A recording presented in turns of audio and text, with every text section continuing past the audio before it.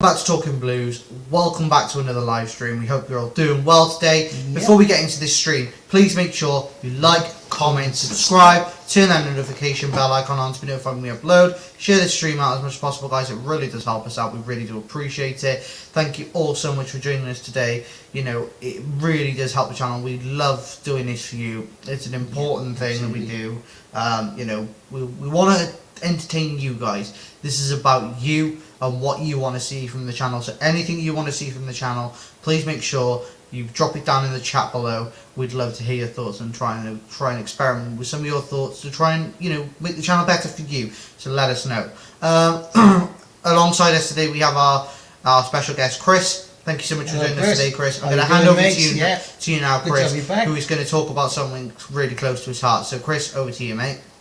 Yeah, first of all, pleasure to be back on the channel. Pleasure to be back on the Talking Blues. As Ben said, don't forget to like, share, and subscribe, and hit the notification bell. I think it's very important that you get notified whenever Talking Blues upload. It's coming up to Movember, and I think we all know what Movember is. It's a campaign. It's a mental health campaign to get more men speaking out, but not just men, women as well, kids as well. Everybody, you know, is affected by mental health. I am lucky. I have never had depression. I've never had anxiety, but I know how much of a problem it is, especially with the way the country is at the moment. You know, anything can trigger depression. Anything can trigger anxiety. Anything can happen. You know, it could just be something. You know, I don't know. Something that could be ridiculous to someone can to that person is not ridiculous because it just sets off their mental health and they're depressed or anxiety or whatever. So it's very important that we raise these concerns. It's very important that we raise these issues, and the help is there. You know, 10 years ago, mental health was not really spoken about. You know, and it's the single biggest killer of men under 50. So if you think about that, that is scary. It's scary. And men in particular, I mean, as I say, I've not suffered from it, but the fact that, you don't need to suffer from it to know that it's a big issue. You know, if you look at it, men, committing suicide under the age of 50, it's the single biggest killer of men under 50, sorry. It just shows you it's a big issue. However, Absolutely. There is help. There is support there to be had. And as I've commented here, Samaritans is there, so the phone number for Samaritans is there, 116 123. Samaritans do fantastic work throughout the country. They've got a 24/7 helpline, so whenever, day or night or day, you can easily contact them, and there will be a worker on the end of the line, a support worker that's experienced, that's trained, that will help you and kind of gauge where your mindset's at, and just someone that you can talk to, someone that you can get your issues and your struggles off on. If you don't want to speak to Samaritans, there's other charities there. I mean, I've got mine there. So the 9 number there is 0300 123 3393. That's 0300 123 3393. And that's a big charity as well.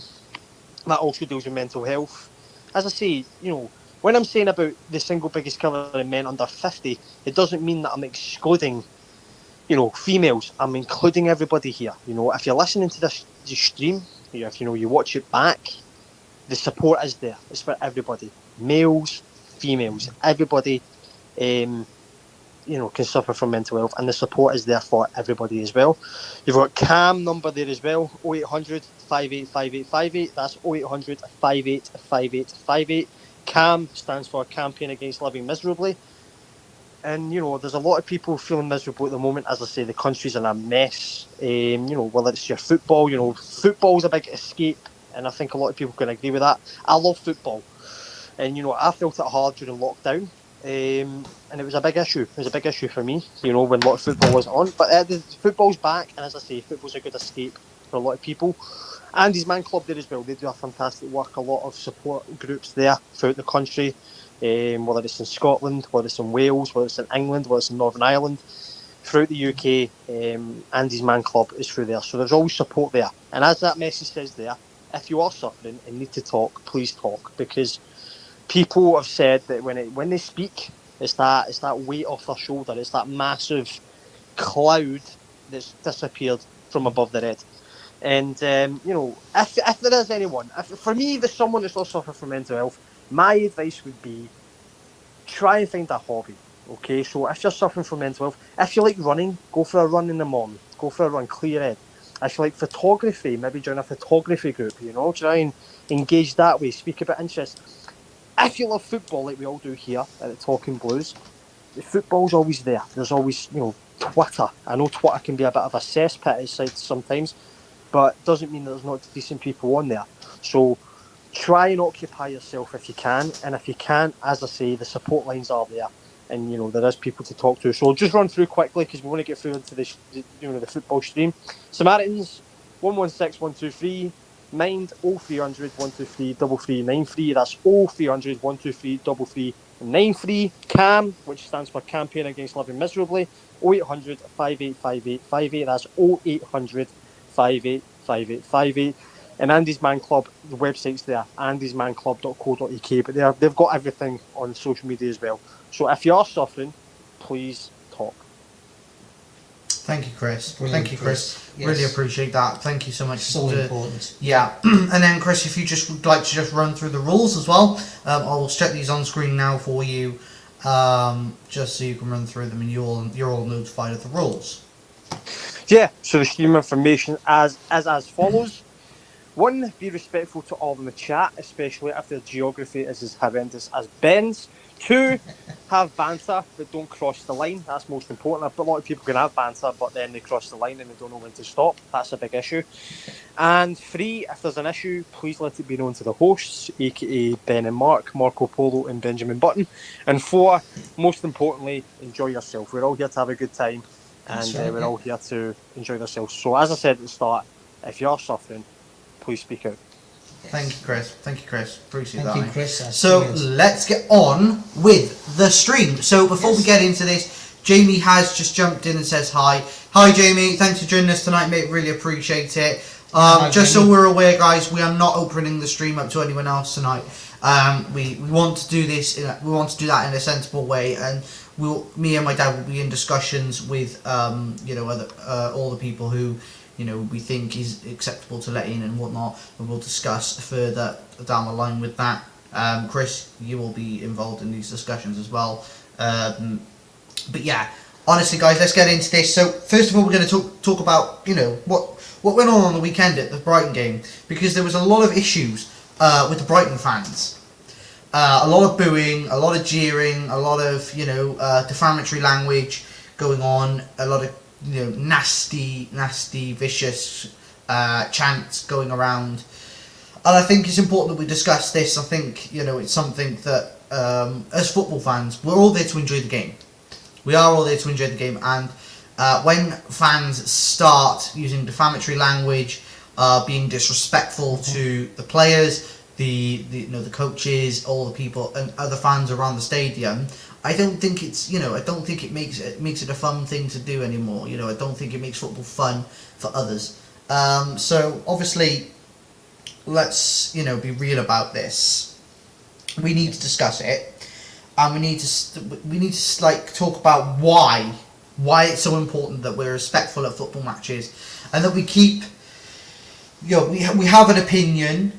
But if it's not an opinion that is appropriate to what the situation you're in, keep it to yourself. Don't be chanting defamatory things to go around screaming, shouting, oh, managers this, a player's this, a player's that.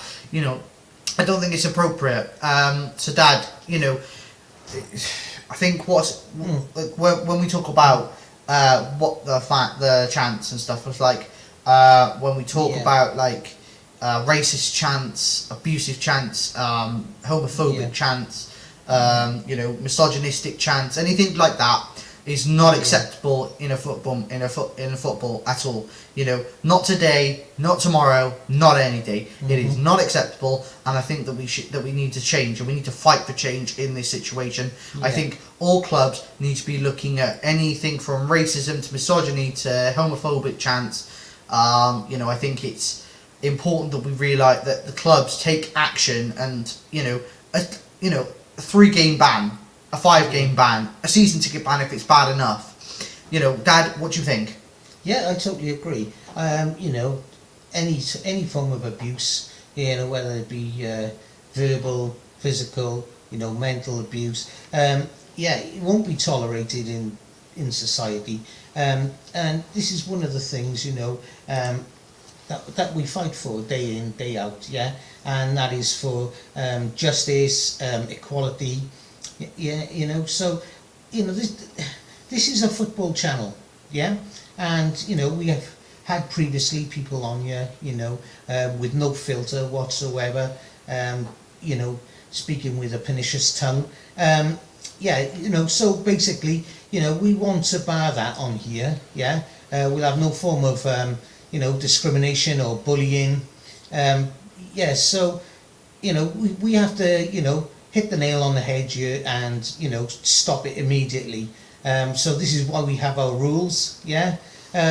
You know, we can all have banter, we can all have fun, all have a laugh, but like Chris said, do not cross the line, you know, and especially be personal, you know.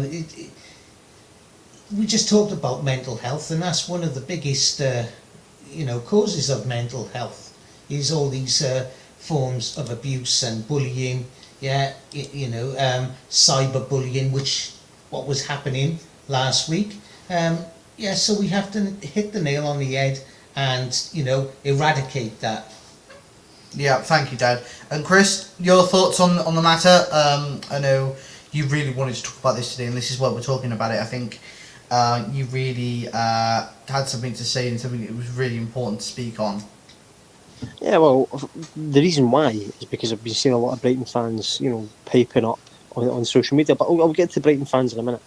In terms of what you just said there, Ben, you just said if they're caught to be racist, if they're caught to be homophobic, if they're caught to be whatever, if they're caught to be an absolute clown at a football match, you said they should be given a 5-game ban. I disagree. They should be banned for life.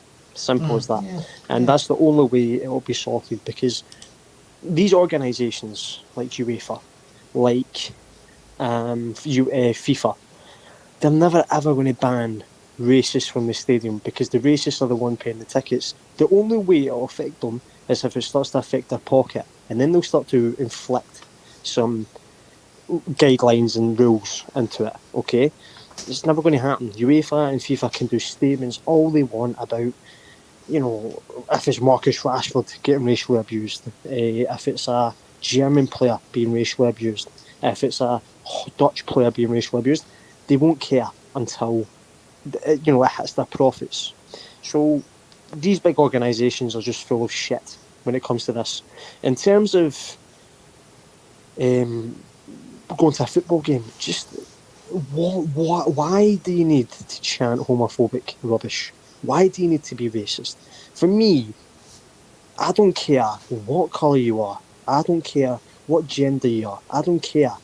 At the end of the day, if you treat me with respect, I'm going to treat you with respect. And I would never, ever think to treat someone differently due to the colour of their skin. It's absolutely ludicrous that racism is still going on. And most of it is by colours behind a screen. They can't even show their face. Yeah? And in society, they're all nicey in person, but behind the screen, it shows their true colours to be absolute scumbags. In terms of Brighton fans, because this was a whole thing, yeah, I've seen a few Brighton fans on Twitter give it the big one about Potter this, Potter that. There's two sayings to Brighton fans. One of the sayings is they're trying to run before they can walk, i.e. they're trying to act like a big club when they're not a big club. And two, they're trying to bite the hand that feeds them. Brighton would not be anywhere near where they are if it wasn't for Potter and the job he did there. Now, of course, I've criticised Potter in terms of him not being at a big club and handling pressure. However, Brighton fans need to remember, as what I've just said, they would not be in the position, where if it wasn't for Potter. Potter got them playing well. Potter got them exceeding expectations in terms of league positions, going up against the big teams and getting wins. He'd done that. And the reason why they had a fantastic start this season was because of Graham Potter.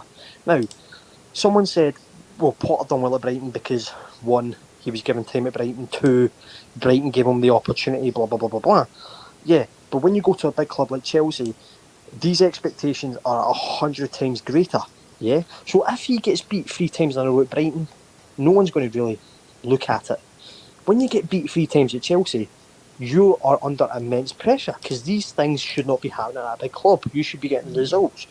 You should be delivering. So when I'm seeing that Brighton fans, I don't know why Brighton fans are actually concerned. End of the day, they won the game and they're booing their best ever manager. Yeah, their best ever manager. And they're giving it the big one because they're acting like this and that. At the end of the day, if it wasn't for Graham Potter, Brighton would not be in the Premier League.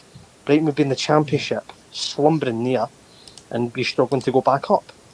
And that's not me slagging off the Championship. The Championship's a difficult league. But at the end of the day, what I'm simply saying is I'm just outlining and detailing the job that Graham Potter did. So, yeah, I was at the Amex on the weekend, and I'm seeing Brighton fans boo Potter, and I'm seeing Brighton fans say he left his in a state. He never left you in a state. He left you in a very good position. Yeah. And it goes back to what I say. When the big club, what these small club supporters need to remember is, when a big club comes calling for your manager, for a player, players, or the backroom team as well, in our case, we will get them. And these small clubs need to realise that. So, yeah, Brighton fans have shown themselves up to be idiots, in my opinion, and they need to stop concerning themselves with Graham Potter. And I think Graham Potter needs to stop concerning himself with Brighton. Because every time he gets asked about it, I get asked about it from the media. We all know what the media's like. They just ask questions to get a reaction. Graham Potter needs to stop giving them a reaction by saying, Brighton, this. I don't care, mate. You're Chelsea manager. Focus on Chelsea's fixtures. Simple as that. Brighton fans have shown them, Ben and Mark, Brighton fans have shown themselves up to be complete clowns. Yeah. I agree. You know, I mean, Jamie just outlined this. I'm going to highlight this comment again. It was a very good comment. The first one was Potter took the chance to go to a bigger club and Brighton fans are just jealous. And then the second one was Potter hasn't disrespected Brighton at all. When they have a big opportunity to go to a bigger club, take that opportunity. Cucurella was their player of the year last season and they boo him. Yeah, but even, look, can we just, can these Brighton fans just fathom, right? If you're Graham Potter, you are not rejecting the once in a lifetime opportunity to go to Chelsea. Because let's face it, we were the only club that were going to offer him that position because Todd Bowley thought Graham Potter's the best thing since sliced bread. Graham Potter was never going to get that opportunity. Football's full of opportunities. If you don't take the opportunity, it's a 50-50. It either works for you or it doesn't work for you. So far, it's worked so far for Potter, but it's early days. Potter's never going to reject Chelsea to stay Brighton. Simple. Yes. Simple. Yeah, Brighton fans are idiots. Dad, what's your thoughts? Yeah, I agree with what Chris is saying. Basically, they're just throwing their rattles out of the pram, because the manager, sort of jumped ship. He took the a career opportunistic move to Chelsea, and that's like a once in a lifetime. If you do get that opportunity, and he's sort of grasped it with both hands, and he's in there. So I don't see what their mentality is.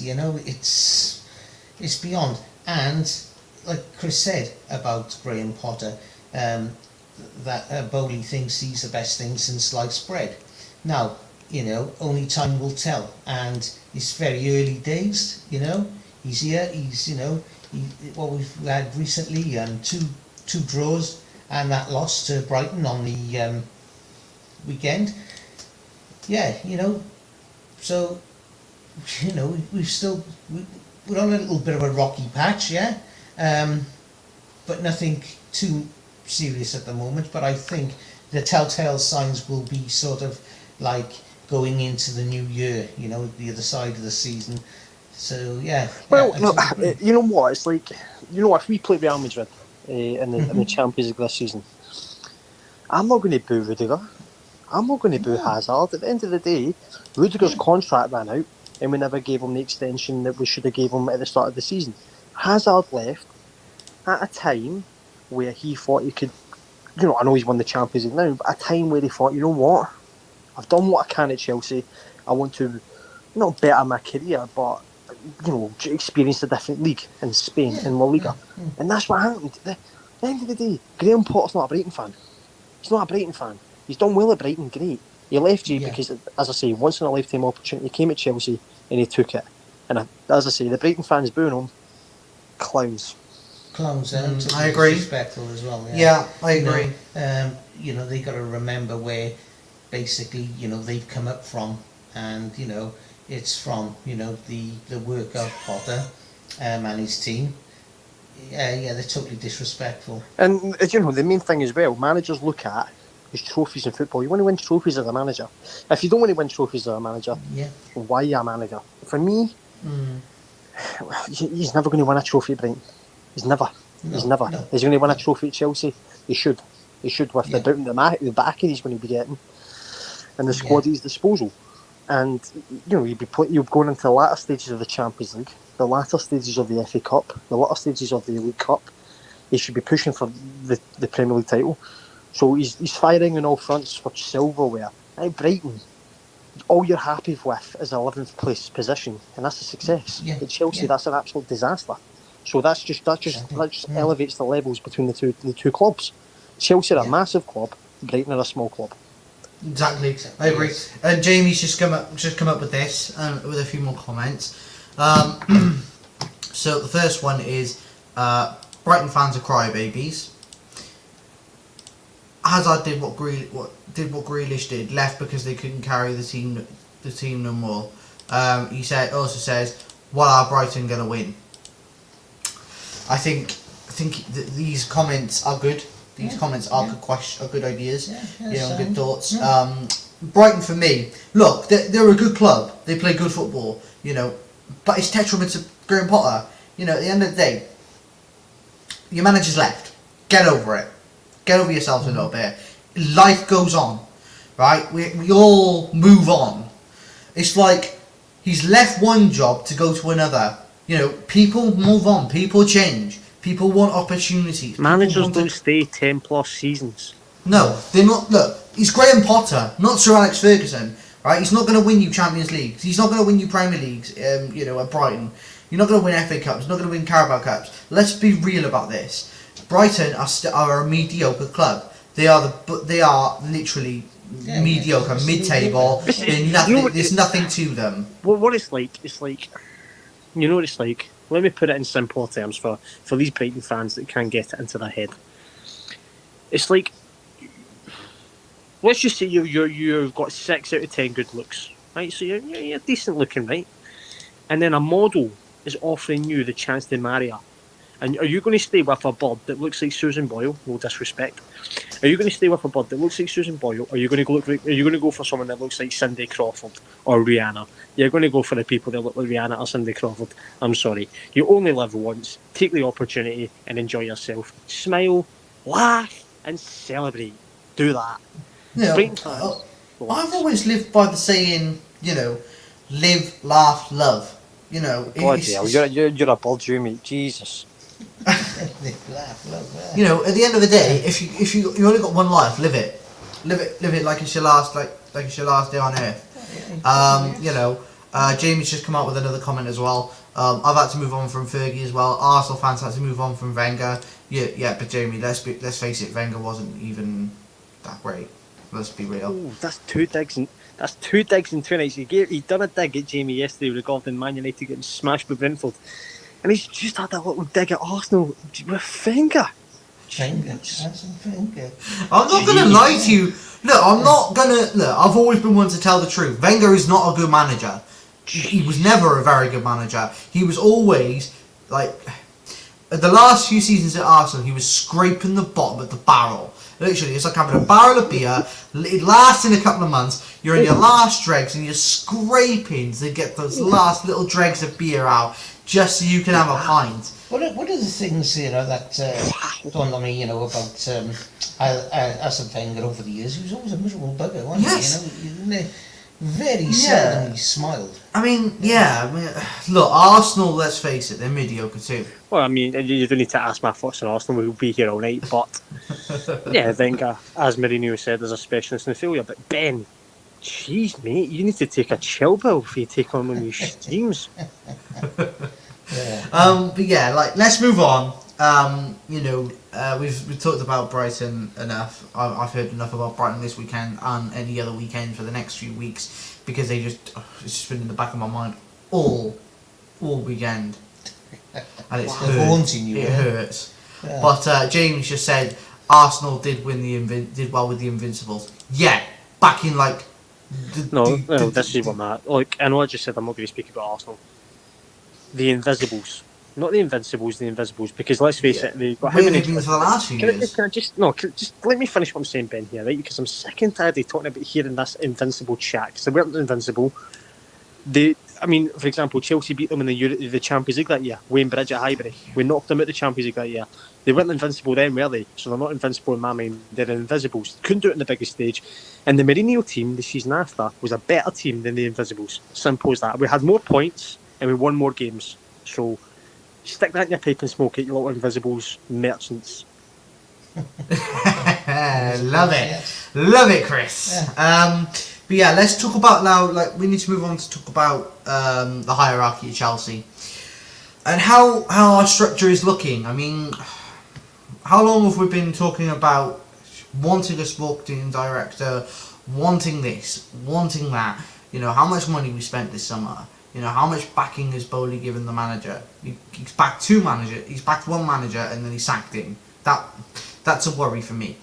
But I want to see a sporting director in. If we're going to see change and we're going to see some solidity at the club and some fluidity, we need a hierarchy that works. We need a bit of consistency in the club. You know, I don't want this hire and fire anymore.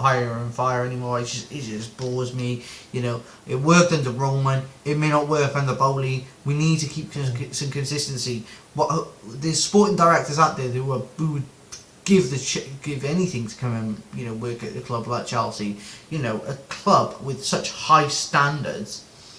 I think it's important that we realise that we do need that consistency. Jamie has just come in with a comment also.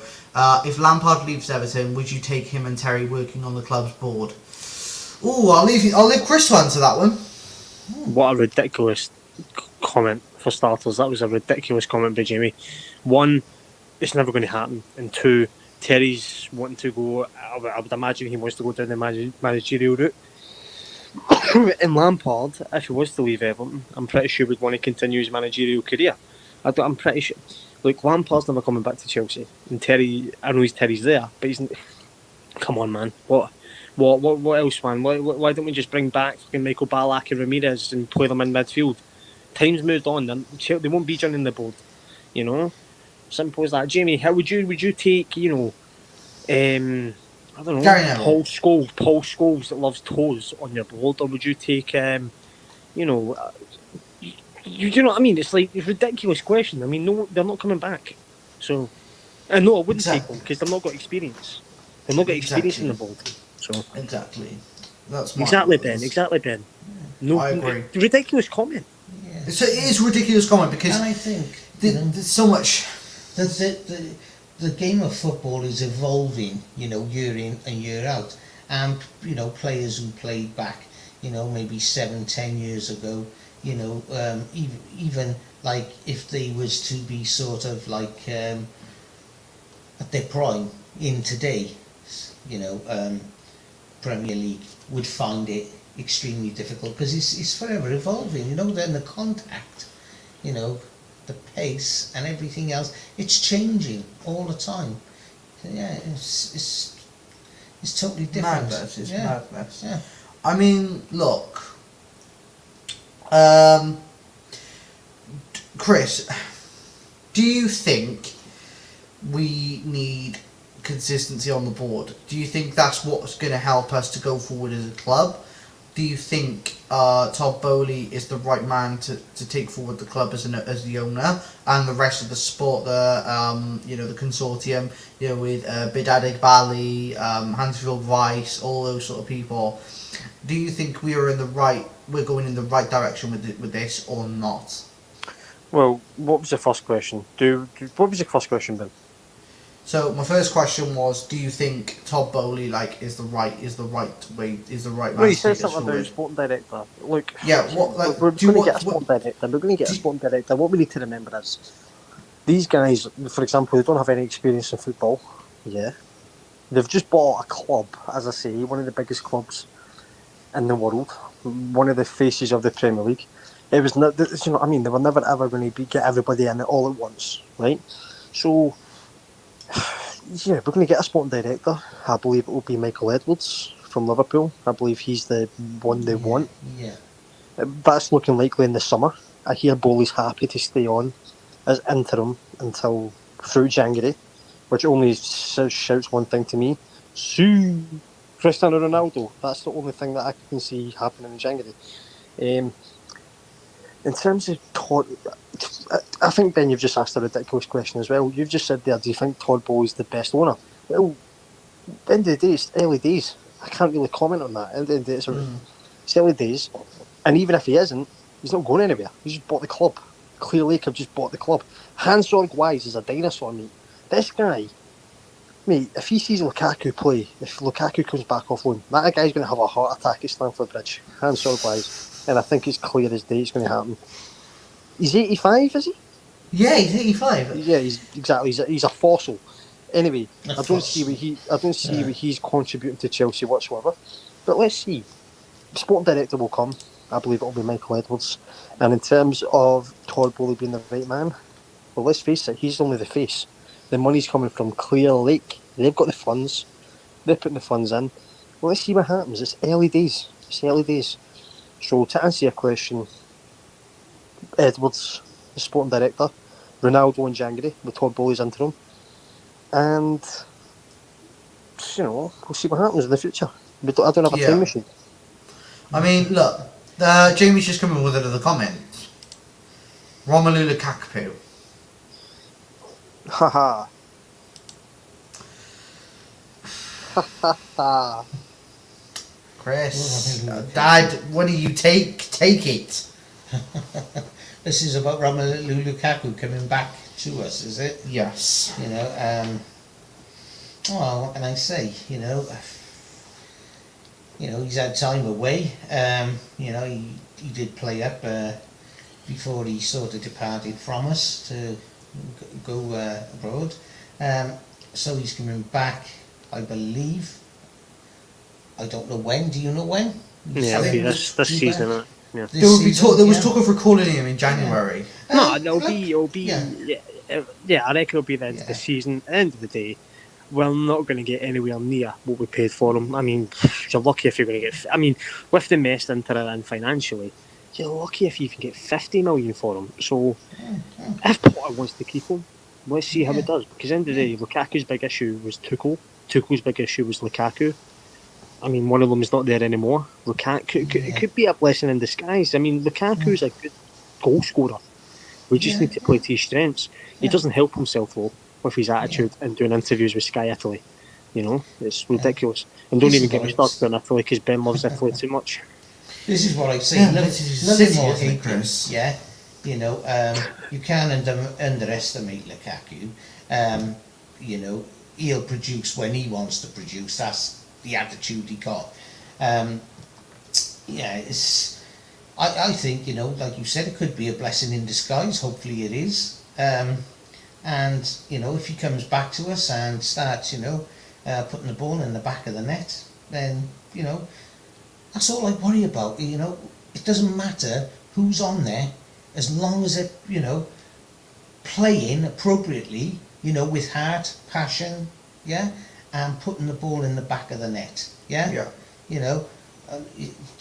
that's it. I don't care who is playing, as long as they're producing the goods, it's not all about, a name, or he's played 20 games and so forth, it's the ones who are on there, like I say, with the mindset, the heart, the soul, the fire in their belly, and scoring. We got too many of these players now. Like I say, can't finish a dinner. They don't know when to pull the trigger. It's just It's Where's it going ridiculous. to end? Yeah, where's it going to end? Yeah. And, the other thing I wanted to just knock on briefly is about midfield. I think we need a whole new revamp on midfield. Yeah, I agree. Look, this is another thing I wanted to talk about during the stream. Obviously, we'll talk about this more in depth in January, but any signings that we'd like to see through January, I mean, it's not going to happen, I know, at the moment, and there's been talk of it, but Bruno Guimaraes from Newcastle, I mean, a midfielder who can pass the ball, who can shoot, can do a multitude of different things, and I think it's important that we understand that we need someone like that.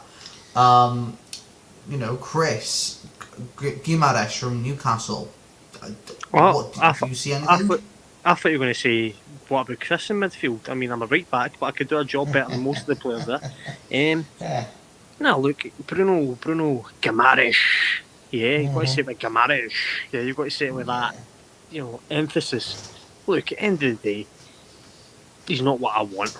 I want Bellingham, mate. I want a Federico Valverde. Yeah. I want a Nicola Barella. That's who I want in midfield.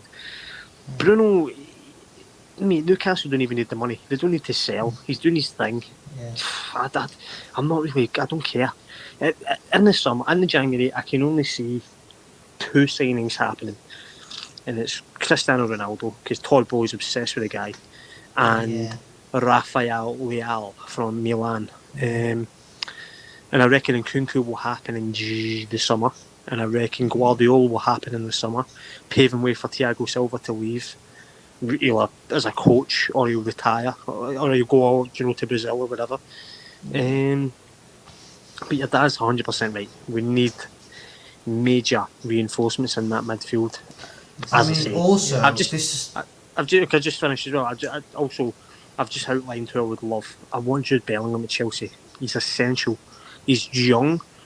Not only is he young, but he's shown himself to be a world-class player in a short space of time. He's a player that is just quality, and he would walk into our midfield like that. I mentioned other players as well. Federico Valverde, world class. Real Madrid starter, fantastic for Real Madrid. Barella for Inter Milan, fantastic. So there's players there. We can get them. And if Bowley's willing to spend the wages on Ronaldo for 6 months, go get these Bellinghams, mate. Forget your obsession with Ronaldo. So, yeah. Yeah, I mean, also we've got to talk about right wing back and right back. Any ideal suggestions at this position for what we could do? From one of you? Well, you're the host.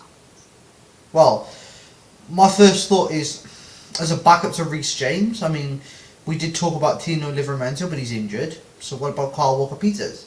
What about someone like, I don't know, Kyle Walker-Peters, is that the one from Southampton? Yeah, what about Matty Cash? What about, I don't know, Blooming... Matty Cash, bloody hell. That's when you spoke about scraping the bottom of the barrel. That is scraping the bottom of the barrel with Matty Cash. I don't know. Like, name me a right back that is really gonna. Denzel Dumfries. Dumfries, yeah. Is he really gonna? But he will want to be in the starting 11 instead of Reece James. Good backup. We need backup. You've just mentioned Kyle Walker-Peters. Okay, fair enough. He's versatile. Yeah, okay, fair enough. You've got, Matty Cash. I can't believe it. I can't believe you said Matty Cash. I can't believe this. And the Livramento is not going to come back, unless he's guaranteed minutes. And as I say, you're not going to get minutes if Reece James. I mean, if you're coming to play, you're going to be playing as a player that's going to be in that position when Reece James is injured, or if it's a League Cup game or whatever. You're not going to be playing majority of the minutes. As I say, Denzel Dumfries, Lampard I would take in a heartbeat, but he's not going to come back. As I say, like Livramento, it's never going to happen. We need to start looking abroad. I mean, let's look at the academy. If there's someone there that can step in and fill the boots, why not? Chalobah, can he play there? There's Dion Rankin who can play there in the academy. What about Chalobah? What about moving Chalobah there? Could Chalobah play there, do you think? Well, if we moved our back four, why not? He's a right back, he's right-sided. Okay. Yeah, good call. Aspie's over the hill. Yes, yeah. Yeah, Aspie, look, as much as a legend he is, and as much as I love the guy, and he's a top geezer, Yeah. but, Can you just highlight that comment, please, that Jamie left, please, Ben?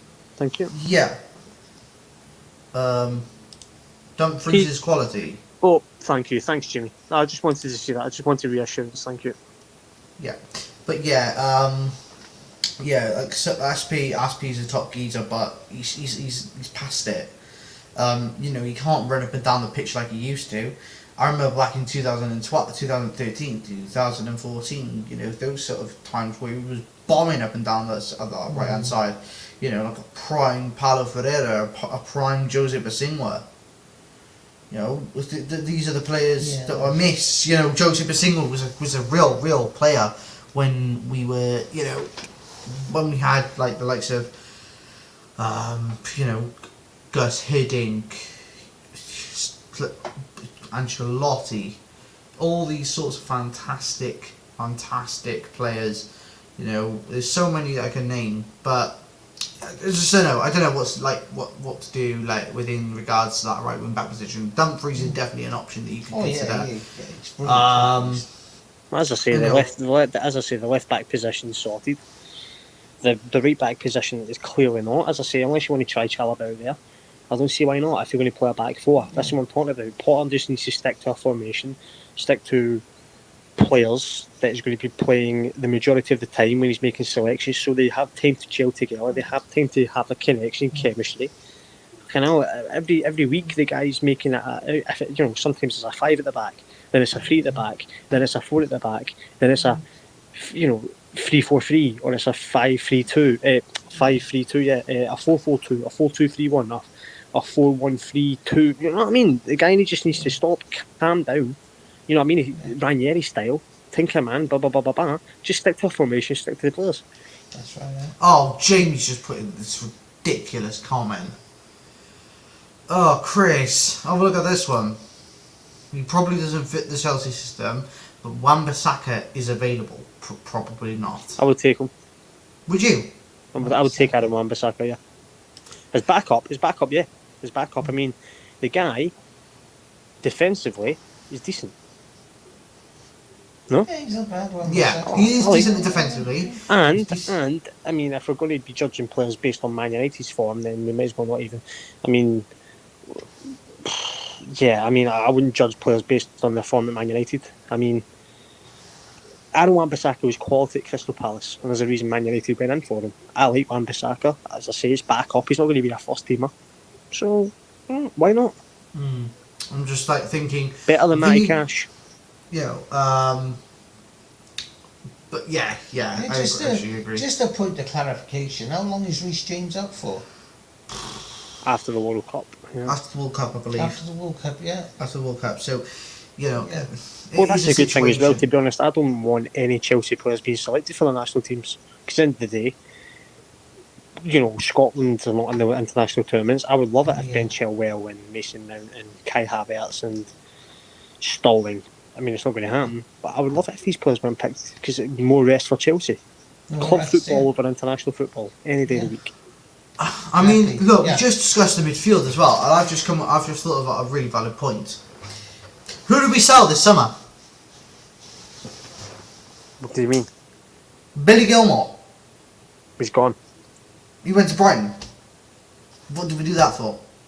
If Todd Bowley knew that he was going to bring Potter in, which he obviously knew he was going to do it, then why sell one of our brightest young talents? He's not good enough. Billy Gilmore's not good enough, mate. I'm sorry. He's not Chelsea quality. I'm sorry, no, not a chance. I mean, it seems a bit mad. Someone that's Scottish is not bigging up Billy Gilmore, but for me, mate, I just do not see it. I do not see it. You know what? He's a bit like Ruben Loftus-Cheek. Not it. You know what I mean? Billy Gilmore can... I mean, he never got given minutes at Norwich. Ruben Loftus-Cheek can do it at Fulham. Conor Gallagher can do it at Palace. It goes back to what I'm saying, because there's less pressure. But when the heat gets cranked up at the big clubs, Chelsea... I mean, Conor Gallagher started slow. He started well under Potter. But when the heat gets cranked up, and as I say, lads, it goes back to the title run. If we're expecting these players to step up and grow a pair of kahunas and start playing proper football and start scoring goals, you're mistaken, because some of these guys, when the going gets tough, they hide. Yeah? Yeah. I would not want to be in the trenches with some of these guys. Imagine being at war with some of these guys. Bloody hell, mate. Good luck to you. So, in terms of Billy Gilmore, wasn't good enough, mate. Was not good enough. Jorginho will leave on a free. I think his contract expires at the end of the season, if I'm mistaken. Yes, it does, yeah. Yeah. Kante's done. Yeah. Yes, yeah. So then we've got finished. Kovacic. So we need to fill that midfield. Get Bellingham. Get Rice. Rice is there. He's a Chelsea fan. I mean, that guy's practically a Chelsea player without winning a Chelsea shot. Yeah. The guy wants to leave West Ham. I don't blame him. He's got ambition. He wants to play for Chelsea. He was another player we shouldn't have let go. Do you think he's good enough? Yeah, Declan Rice. Yeah. Yeah. He's bossing West Ham. He's got West Ham into the Europa League. He's doing week in, week out. He's one of England's best players. Top 3 England midfielders? I mean, he walks into Chelsea team, mate, and you know what? I don't see why we should be picking and choosing. At the end of the day, as you say, Jorginho was out the game. I don't see him extending. If he would, I think it would have been done by now. Kante's done. All we've got is Kovacic. We need reinforcements. We need numbers. So. Yeah. Okay. Great. Thanks, Chris, for that. I mean, look, we need to talk about other things as well. We're looking into the World Cup and what we think is a realistic target for all the British countries like Wales and England. Bloody hell! Do I have to contribute to this? Well, no, because you don't have to, but I mean, I'm only joking. Of course I will, but yeah. Yeah, of course. Like Wales for me is complete right off the World Cup already. I mean, that's not really that. But what kind of mentality is that? We got Gareth Bale, mate. That's it. Right. So we've got Ramsey and Joe Allen in midfield. Give up your place then. Give up your place. Please, I'll take it. Give up your spot. I mean, yes, it's an honour to have my country as the World Cup. It is an honour. Actually, you know what? Once we've spoken about this, right, I just want to speak about the hypocrisy of the media and the hypocrisy of a certain nation. I think you've seen it in the news, lads. I think you know who I'm on about here. The hypocrisy of some of the people that have slandered this World Cup, slagged it off for whatever reason. So we'll go through the thing, right? But I am going to go in on a few people that have slated this World Cup but are willing to take money and present at this World Cup. So go on, Ben, let's talk about it, mate. Wales, mate. Wales are fantastic. I think they're going to win the World Cup, to be perfectly honest with you. Yeah, okay.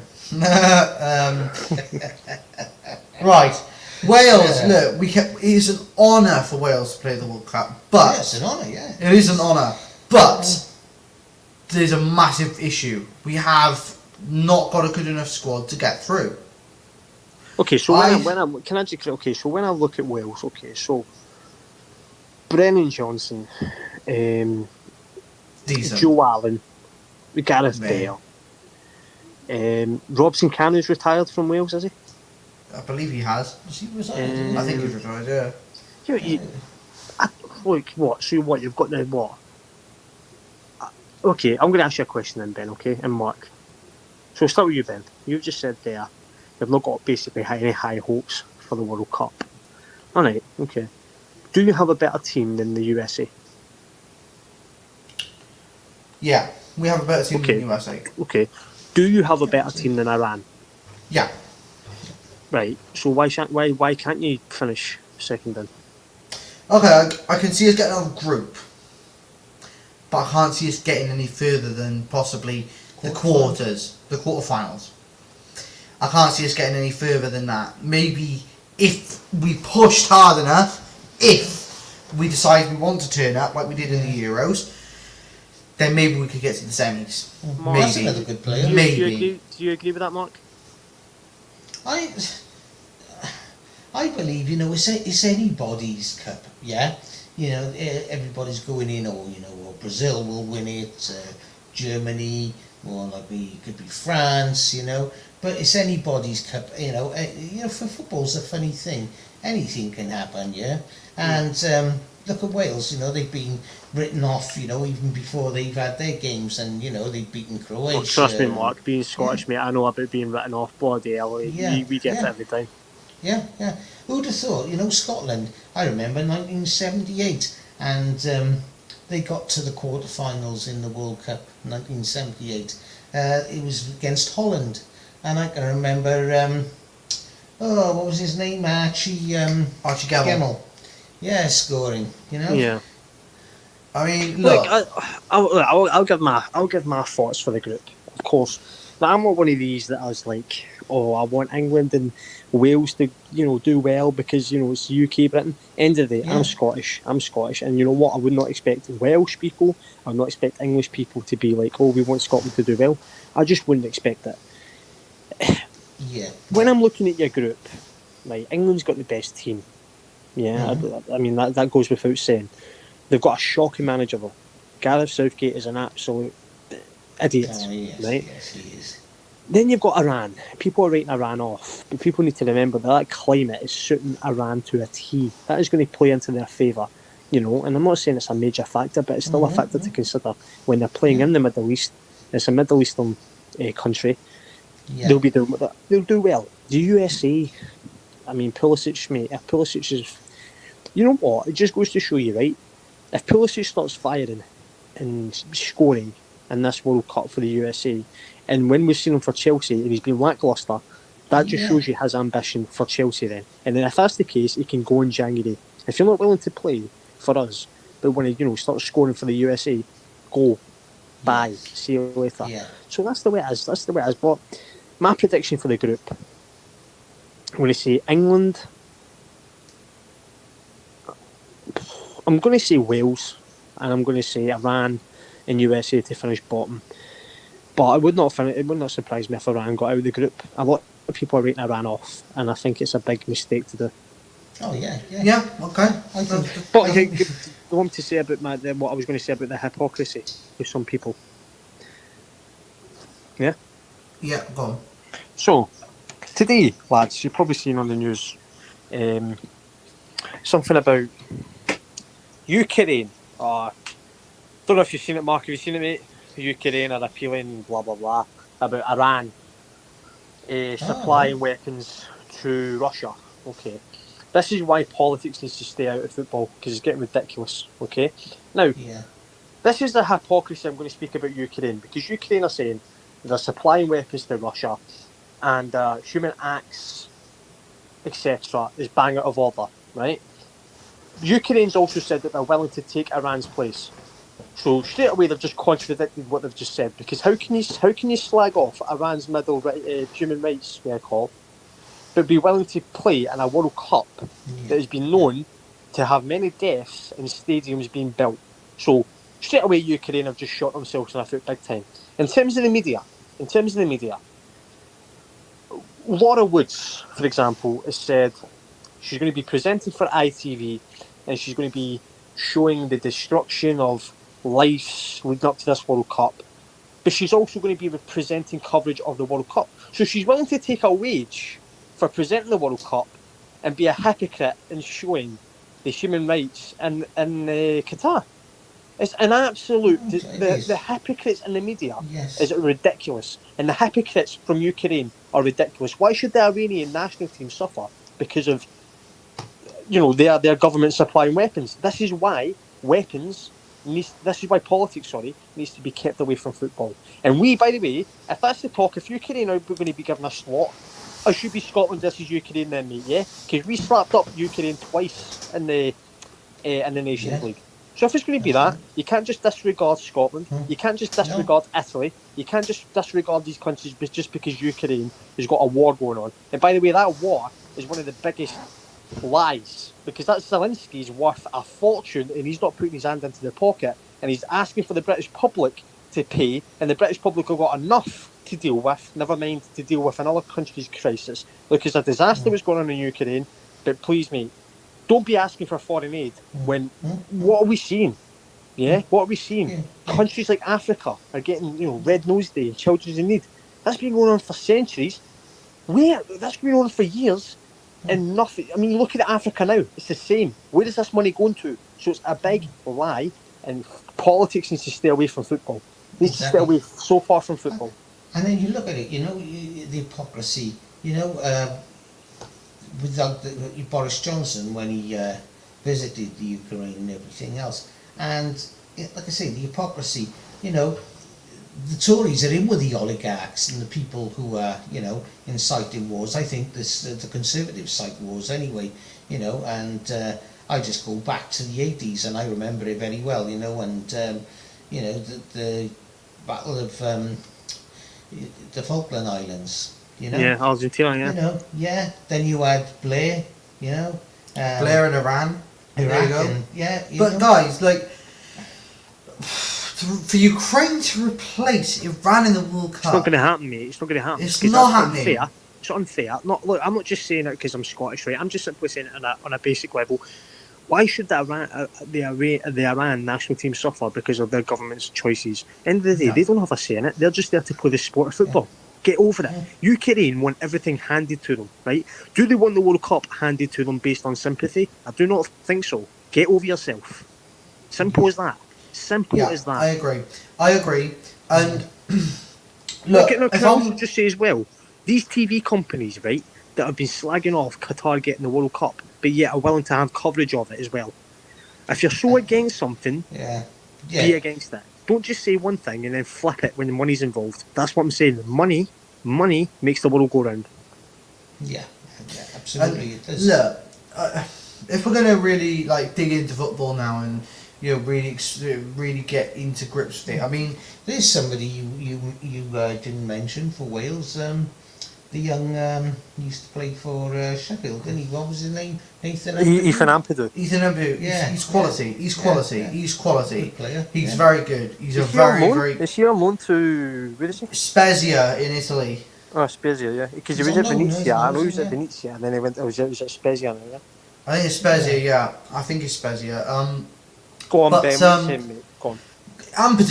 Ampadu is a very versatile player. He can play centre back. He can play left back.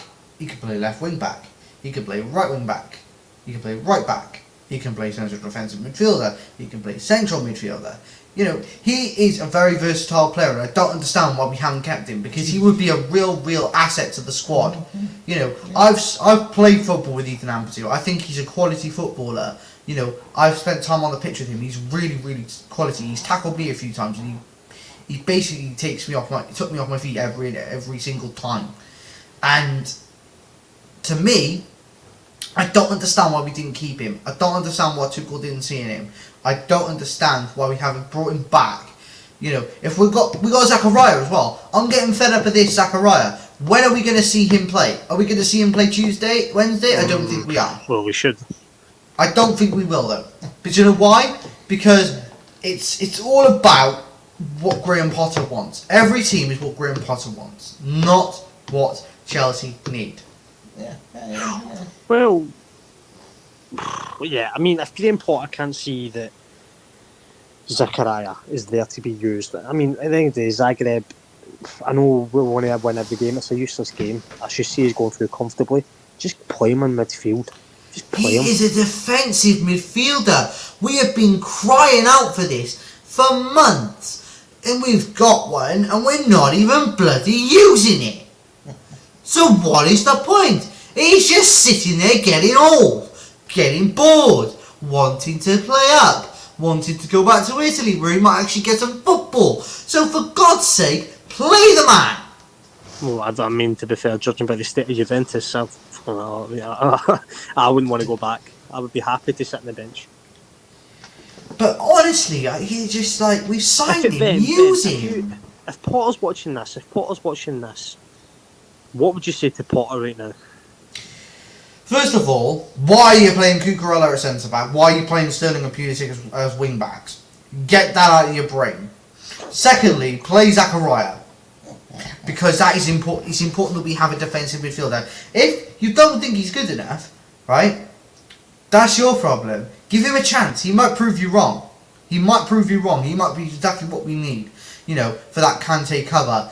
And then I've got also this idea of why on earth is he changing formation all the time, like you said, Chris. My argument to part today is, like, if he's going to be Chelsea manager, we need consistency. We need players we can trust on and off the pitch. We need leaders. We need, advocates, real strong mindsets in this squad. Zachariah could be one of them.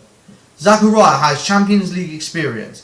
He has World Cup experience, Euro experience. So for God's sake, play the man. Yeah, I agree. They should be giving him play time now. Wow. Yeah. Sorry, guys. They keep too many people, on the bench, and some of them, we've never seen play, minutes of a game. I've never seen him. Yeah. I've never seen him. So even I just put the trust in him. If I was Chelsea manager, okay, guys. If you were Chelsea manager, what would your ideal lineup be now with the situation we're in? If we're looking for consistency, Chris, what about you? Well, okay. Okay, so the formation I would play, if we're going to stick to it, the best option to play is a 5-3-2. Okay. And I mean, the reason I'm saying that is, okay, so for example, Kepa. The three baseline defenders, on the right centre-back, you've got Chalobah. In the central, you've got Silva. And on the left centre-back, you've got Koulibaly. I mean, Fofana is still to come back, so let's just see how long he takes to come back. Then on the left, Cucurella, who can go up and down that wing like no other. Chilwell can also be that good defensive unit there as well. On the right, you're looking at on right wing back. You're looking. That's what I'm saying. I mean, you have to play Ruben Loftus-Cheek there, essentially. Oh yeah, of course. It's fucking ridiculous. And then in the midfield three would be Jorginho, Kovacic, and I mean Zachariah. Just give him a chance, man. Or Conor Gallagher. Throw him in there. And the two up top would be Aubameyang and Sterling. Great. But, okay, Dad, what about you? It's not going to happen. Dad, what about you? Okay. What formation? Starting with four at the back. Okay. Yeah, four at the back. Decent. This is where another area where we sort of lose out in, is defence lately. We've always had good defence. Yeah, you look back on a few of the games, especially against when we played Wolverhampton. Yeah, when we played AC Milan. Yeah, we had good defence. Look what happened the other day. Was there any good defence there? No, not at all. Wide open. Yeah, and put the boot on the other foot when we had opportunities with open goals. Yeah, we'd either hit in the bar, or not pulling the trigger, at the appropriate time. Yeah, it, like I say, it's the back. Yeah, that is sort of imperative, and we lose that ball in the midfield as well, a hell of a lot. Yeah, so that's got to be dealt with in midfield. So who would your starting lineup be? My starting lineup, where to? What? At the back, is it? No, for the whole team. Oh, for the whole team. Well, do you know what? Goalkeeper. Yeah, I'm in two minds whether to give Mendy a chance for a game, but then I think to myself, oh God, no, I would carry on with Kepa. Yeah. Havertz, he's another one, very hit and miss. Yeah. Now Sterling, I think Sterling is a little bit of a workhorse. He's been stepping off the gas lately a little bit, but I do believe that Sterling is going to still score a lot of goals this season.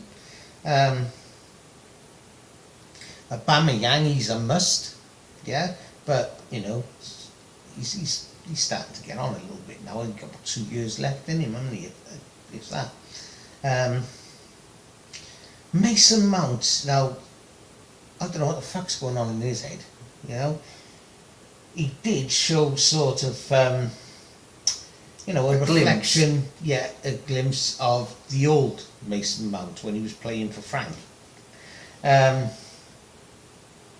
Yeah, so I don't know what's going on in Mason Mount's head. You know, the other day he was totally fucking useless, yeah. Then we come up into the midfield, you know, Ruben Loftus-Cheek. Yeah, you know, he's got quite a lot of experience. He's played in a lot of Champions League games as well. You know, and he shouldn't be making a mistake of scoring an own goal, see. You know, he's quite lacklustre. Kovacic, yeah, he can play a good game from time to time. And then coming up, then you've got the two wingers, Chilwell, yeah. Yeah, he's never been the same since his injury, has he? You know, he scored that goal against West Ham, yeah. On the opposite side, then, who do we have playing there? Well, We normally be Reece James, but the obvious one would have to be Loftus-Cheek at the moment. Loftus-Cheek, yeah. Yeah, could have Loftus-Cheek. And then, you know, as I come towards the back then, you know, okay, despite, you know, his low performance the other day, Thiago Silva, yeah, I would still always, you know, pick him first. Also, you'd have Trevor Chalobah, yeah, and Koulibaly, yeah, again, swings and roundabouts with him.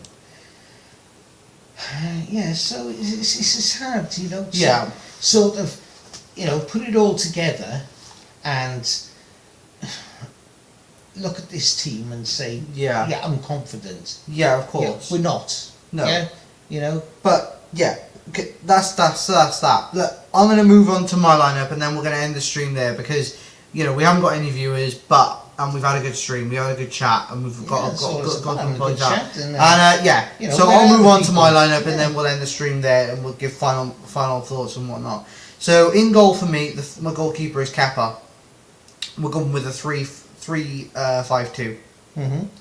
So Kepa in goal, back three of Wesley Fofana. If we had all our fit players, this is if we had all our fit players. Back three of Wesley Fofana, no, Trevor Chalobah, Thiago Silva, Kalidou Koulibaly as the back three. Mm. The two wing backs of Reece James and He's out though. yeah, but so he's not playing at the moment. So if we had to make a choice, we have Ruben Loftus-Cheek at right wing back, left wing back. I'm going Marco Corella. My two central defensive midfielders, I'm going with Mateo Kovacic and Jorginho. In the attacking midfield position, I'm going for Conor Gallagher. Up top, I'm going with Aubameyang and Sterling. I mean, it's overall. Yeah, I mean, I said that. but yeah, guys, listen. We're going to end the stream here. I'm going to hand over to Chris and my dad now to give some final messages and final thoughts, and then we're going to end the stream. You know, make sure you like, comment, subscribe, share this video out as well. You know, see your notification bell icon on to be notified when we upload.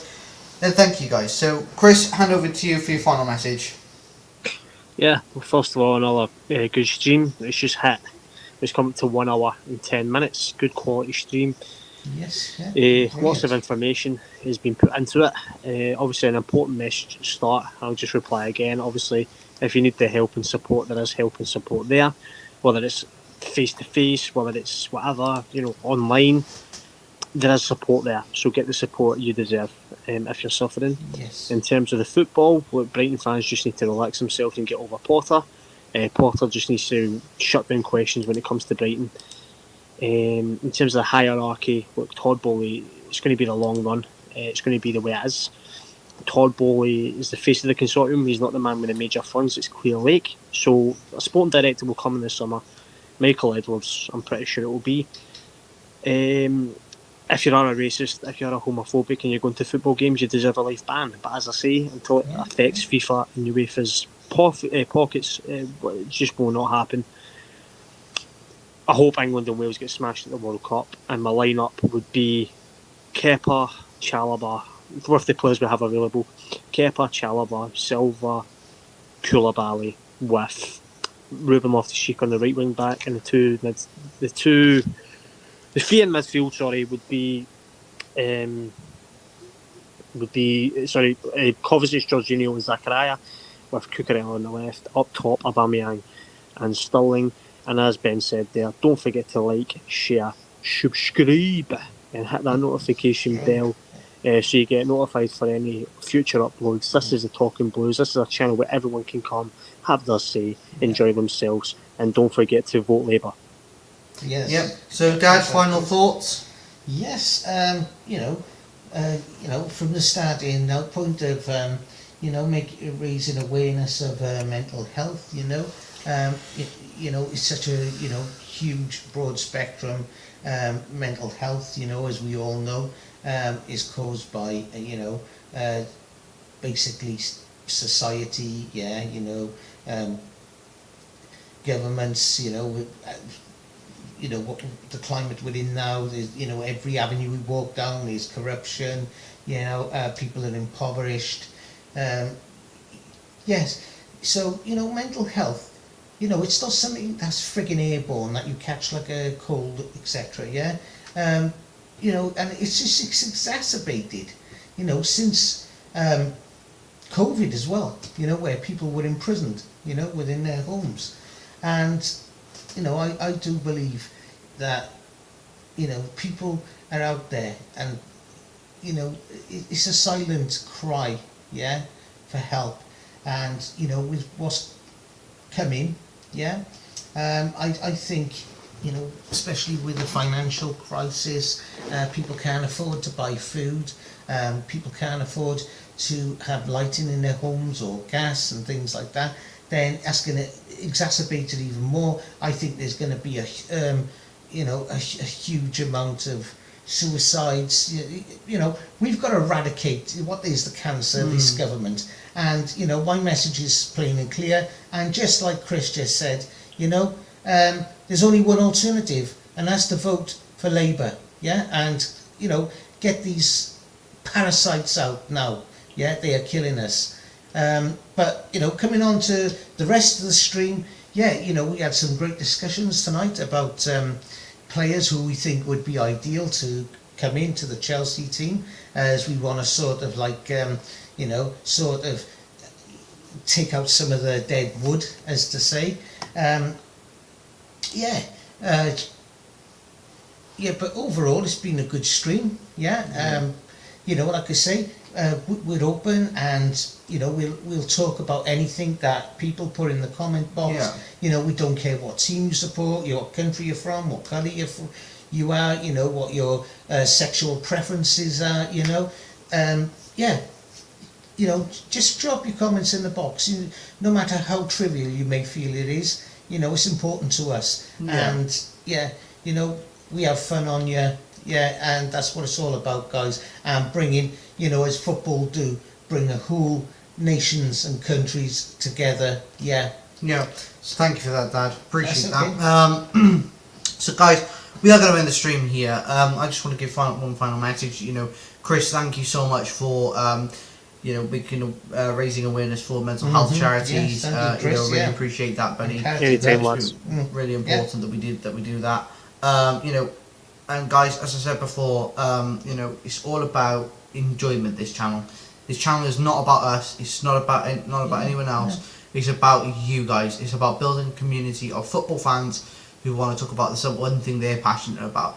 So guys, please remember, be respectful, be kind to people. You don't know what they're going through. You don't know what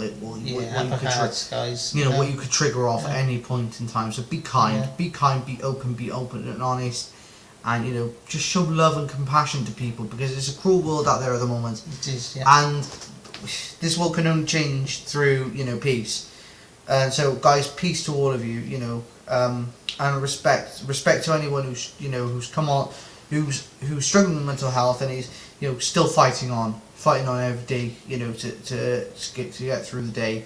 It is a battle. I know that for sure. I've struggled with mental health in the past. It isn't easy. There is help out there, as Chris said. But guys, listen, we've had a really good stream talking about Brighton fans, Todd Bowley ownership, you know, Ultimate Chelsea team, World Cup, all this sort of stuff. We've had some political discussion in there as well. You know, I think it's been really important that we've had a good conversation about everything. And guys, if you have enjoyed, please make sure you like, comment, subscribe, turn that notification bell icon on to be notified when we upload. Share this video out as much as possible, guys. Share the stream out, share the channel. It really does help us out. Chris, thank you so much for coming on tonight, buddy. You, Chris. We're gonna end the stream here. Legend. You know, so really thanks a lot, Chris. I really appreciate it. Yeah. You know, thanks to my dad who's very tired coming on tonight. You know, it's been a long day. But yeah, guys, we're gonna end the stream here. Hope you all enjoyed it. Yeah. If you have, please make sure you like, comment, subscribe, turn that notification bell on. It's been notified when we upload. Share the stream out, and thank you so much for watching, guys. And we'll take care, and we'll see you tomorrow for the match preview. Take care, guys. Take care, guys.